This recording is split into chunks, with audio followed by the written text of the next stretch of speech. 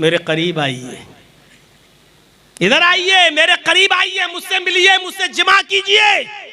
इन्होंने कपड़े की गठरी बांधी और लगे अब उसको नसीहत करने, इन्नल हम्दुलिल्लाह नहमदुहु व नस्तईनु व नस्तगफिर, और लगे उसको। अल्लाह के रसूल ने ये फरमाया, कुरान में ये आया है, और जिना की मजम्मत और जिना की बुराई और जिना का अजाब और जिना सब कुछ। लेकिन उसके ऊपर तो भूत चढ़ा था, उसकी खोपड़ी पर भूत चढ़ा था जवानी का। कहने लगी अच्छा सब बातें आपकी सुन ली, अरे ठीक है हम तौबा कर लेंगे बाद में, लेकिन अभी आइए। कहने लगे ये तो मानेगी नहीं, इनकी नसीहतें वहां कोई काम ही नहीं आ रही, जो नसीहत कर रहे हैं वो करी अपनी जेब में रखो, आओ। हर बात पे कहती उदनु मिन्नी, मेरे करीब आओ। इन्होंने कहा अच्छा सुनो, मुझे बहुत तेज लैट्रीन लग रही है। इमाम इब्ने सीरीन ने फरमाया मुझे बहुत तेज क़ज़ाए हाजत की ज़रूरत है, मुझे लैट्रीन लग रही है, आप मुझे अपना बाथरूम बता दीजिए कहाँ है। उसने कहा बस इतनी सी बात, चलो मैं बता देती हूँ, जल्दी से फारिग होके आइए, लेकिन आइए हमारे पास। इनको बाथरूम में ये चले गए। अब ये देखते रहे कि बाथरूम में कितने देर बंद रहेंगे। थोड़ी देर के बाद ये निकले तो किचन में घुस गए। किचन में एक नाली थी, इमाम इब्ने सीरीन की नज़र उस नाली पे पड़ी जिसमें वो औरत जो बर्तन धोती थी, वो सब कीचड़ और कचड़ा उसी नाली में जमा होता था, और उसी नाली के जरिए वो वहां से पानी निकलता था, बाहर जाता था। ये उसके पास बैठ गए और जो काली कीचड़ थी उस नाली में, उसको हाथ से लेकर अपने कपड़ों पे मलना शुरू कर दिया, और फिर दूसरा हाथ लिया, कीचड़ इधर उधर सब जगह अपनी गंदगी से लथपथ कर लिया अपने आप को। और उस औरत के पास गए, चलो आओ, चलो कहाँ चलना है। उसको जो बदबू लगी, उसने कहा ए तेरा दिमाग खराब है, ये क्या करके आ गया, हट भाग भाग भाग। इन्होंने कपड़े की गठरी उठाई और दरवाजे से जैसी खुला भागे वहां से, और सीधे उस गांव के कुएं के पास आए। जल्दी से अपनी गठरी रखी और कपड़े उठा के उसी कुएं से धोए, और कपड़ा अपना धोने के बाद कहते अल्लाह तेरा शुक्र है कि तूने मुझे जिना से बचा लिया, अल्लाह तेरा शुक्र है कि तूने मुझे मेरा मुंह काला होने से बचा लिया। वो तो हाथ धोकर नहीं, नहा धोकर मेरे पीछे पड़ चुकी थी। आय अल्लाह तेरा रहमो करम रहा, और तूने मेरे दिमाग में ये तरकीब डाल दी और इस तरकीब से मैं बच गया। मेरे भाइयों, इस तरीके से लोग इस जिनाकारी से बचते थे, वरना औरतें तो पूरा मौका देती थी। आओ, हजरत यूसुफ अलैहिस्सलातु वस्सलाम के पास क्या मौका नहीं था? बादशाह मिस्र की बीवी ने पूरा मौका दिया था, ये दरवाजा भी बंद, वो दरवाजा भी बंद, ये दरवाजा भी बंद। एक दरवाजा नहीं, गल्लक़तिल अब्वाब, कई दरवाजे थे, सारे दरवाजे बंद करके कहने लगी हाय तलक, हाय यूसुफ आओ मेरे पास। और यूसुफ अगर उसकी बात मान लेते तो 5 उंगली घी में, यूसुफ अगर उसकी बात मान लेते तो कितना करीबी बन के रहते। बादशाह की बीवी कितना इज्जत देती, कितना सम्मान देती, अपने शौहर से भी छिपाती, इज्जत भी देती, दौलत भी देती, पैसा भी देती, और अपना जिस्म भी देने के लिए तैयार थी। लेकिन हजरत यूसुफ अलैहिस्सलाम बचे रहे और यही कहते रहे काला माज़ अल्लाह, अल्लाह की पनाह, अल्लाह की पनाह, अल्लाह से डरते रहे और उस औरत के करीब नहीं गए। तो मेरे भाइयों, जिना से बचने वालों के बहुत से वाक़यात हैं। तो रजुलुन दाअतहु इम्राअतुन ज़ात मनसब व जमाल फ़क़ाल इन्नी अख़ाफ़ुल्लाह। 5वां वो आदमी अर्श के साए में होगा जिसको किसी खूबसूरत, हसीन व जमील, शरीफ औरत ने बुरे काम के लिए बुलाया और उसने कह दिया कि मैं अल्लाह से डरता हूँ। 5वां आदमी। 6ठा आदमी कौन सा होगा जो अर्श के साए में होगा? रजुलुन तसद्दक़ बिसदक़तिन फ़अख़फ़ाहा हत्ता ला तअलम शिमालुहु मा तुनफ़िक़ु यमीनुहु। 6ठा आदमी वो अल्लाह के अर्श के साए में होगा जिसने किसी को छिपा कर चुपके से सदका और खैरात किया होगा, और इतना चुपके से दिया होगा कि दाहिने हाथ से दिया हो और बाएं हाथ को भी किसी को खबर ना हो, बाएं हाथ को भी खबर ना हो, चुपके से दिया हो, दाहिने हाथ से दिया हो और बाएं हाथ को भी खबर ना हो। इसका मतलब क्या है? मतलब यह है शौहर अगर सदका कर रहा है तो बीवी तक को पता ना चले, और बीवी सदका कर रही है, किसी गरीब की मदद कर रही है तो शौहर को भी पता ना चले, बाप दे रहा है तो बेटे को भी पता ना चले, और बेटा दे रहा है तो बाप को भी पता न चले। यह है चुपके से देने का मतलब। आए रमजान के महीनों में गरीबों को साड़ियां देने वालों, रमजान के महीने में गरीबों को कपड़े देने वालों, रमजान के महीने में चादरें देने वालों, सदका और खैरात करने वालों, उस गरीब की मदद करते वक्त वीडियो बनाने वालों, उनके फोटो खींच के व्हाट्सएप ग्रुप पे डालने वालों और ये दिखाने वालों कि मैंने आज इतने गरीबों की मदद की है, तुम अल्लाह के अर्श के साए में जगह नहीं पाओगे, इसलिए कि तुमने अपने सदके और खैरात की नुमाइश की है, तुमने उस गरीब को भी जलील किया है, तुमने उस गरीब को भी रुस्वा किया है।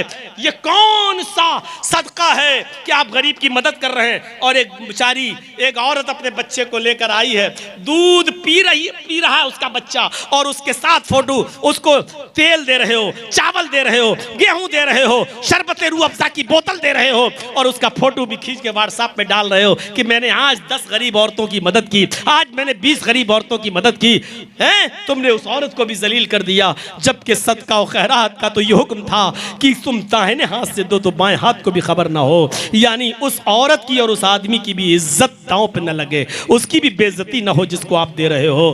तुम्हें नुमाइश की पड़ी हुई है, तुम्हें 100 आदमियों का रोजा इफ्तार कराते हो तो फोटो खींचते हो, ये आज मैंने 100 आदमियों को रोजा इफ्तार कराया है, दुआ करना अल्लाह ताला से कि अल्लाह हमारे रोजा इफ्तार को कबूल फरमाए। अब क्या कबूल फरमाएगा अल्लाह? है, तूने पहले ही उसकी नुमाइश कर दी है, तेरे अंदर का इखलास पहले मर चुका है।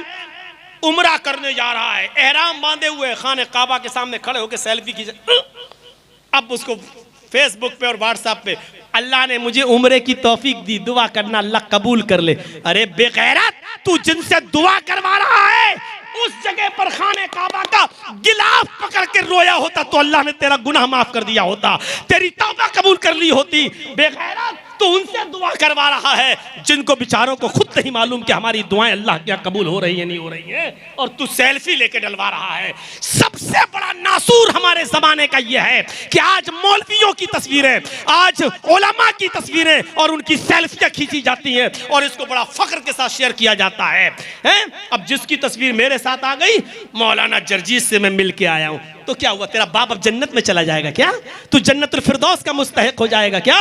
मेरे भाइयों, यह जमाने का सबसे बड़ा अलमिया है और सबसे बड़ा नासूर है कि आज उलमा की तस्वीरें लेकर उनके कद को इतना बड़ा बना देना कि उनको पीर और वली का दर्जा दे देना और ये समझना कि हमने बहुत बड़ा कारनामा अंजाम दिया। मेरे भाइयों, इखलास अपने अंदर पैदा कीजिए। तो रजुलुन तसद्दक़ बिसदक़तिन फ़अख़फ़ा, छुपा कर सदका देना। मेरे भाइयों, ये छठी चीज और 7वीं चीज और सुन लो, व रजुलुन ज़करल्लाह खालियन फ़फ़ाज़त ऐना, जिसने खामोश अल्लाह को तन्हाई में याद किया, जिसने अल्लाह को तन्हाई में याद किया और उसके आंखों से आंसू आ गए। जलसों में तो हम जैसे लोग बोलते बोलते रोज आएंगे, लेकिन इसमें रिया तकब्बुर हो सकती है। कोई आदमी मस्जिद में दुआ मांग रहा सबके सामने रो रो के, ये नहीं। आप अकेले घर में जाइए, आपकी बीवी भी सो रही हो, आपके बच्चे भी सो रहे हो, और आप रात में उठिए, वुज़ू बनाइए, 2 रकात 4 रकात 6 रकात अल्लाह जितनी तौफीक दे आप पढ़िए, और उसके बाद में अपने हाथों को उठाइए और मांगिए, पुकारिए और अल्लाह को याद करिए। जहन्नम का तसव्वुर पैदा करिए, अज़ाब कब्र की हौलनाकियों का तसव्वुर पैदा करिए। सोचिए कि रात के अंधेरे में आपके यहाँ तो इतनी लाइट है, तब इतनी रोशनी, जरा उस तरफ नजर डाल के देखो, कहाँ कितना अंधेरा, जहाँ कुछ नहीं दिखाई दे रहा, फिर कब्र का अंधेरा, फिर पटरे और तख्तों का अंधेरा। उस जमीन के अंदर हमें और आपको जाना है।